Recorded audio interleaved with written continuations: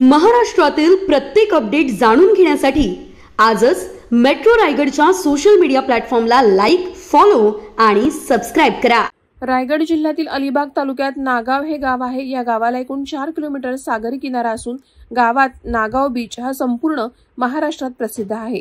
पर्यटनाच्या दृष्टीने नागावमध्ये दररोज सरासरी 25 ते 30 हजार लोकांची वर्दळ असून गावाची मूळ लोकसंख्या ही 2011च्या जनगणनेनुसार 7000 इतकी आहे। आता 2024 मध्ये ही लोकसंख्या 12000 इतकी झाली आहे।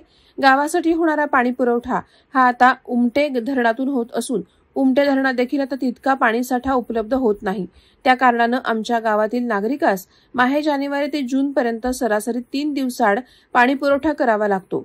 गावात आपले महाराष्ट्र शासनाच्या महाराष्ट्र जीवन प्राधिकरण अंतर्गत पाणी पुरवठा योजना मंजूर असून या योजनेद्वारे गावात कुठल्याही प्रकारचे काम झाले नाही।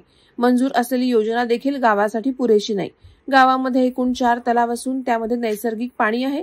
त्यातील पाणी शुद्ध करून वापरण्यास मिळाले तर गावचा पाणी प्रश्न कायमस्वरूपी सुटू शकेल। गावात जलशुद्धीकरण प्रकल्पाला मंजुरी मिळावी यासाठी महाराष्ट्र राज्याचे पाणी पुरवठा आणि स्वच्छता मंत्री गुलाबराव पाटील यांची भेट घेऊन ग्रुप ग्रामपंचायत नागावच्या सरपंच हर्षदा मयेकर आणि ग्रामविकास अधिकारी श्वेता कदम यांनी मागण्यांचं निवेदन दिलं आहे। Subscribe now and press the bell icon. Never miss an update.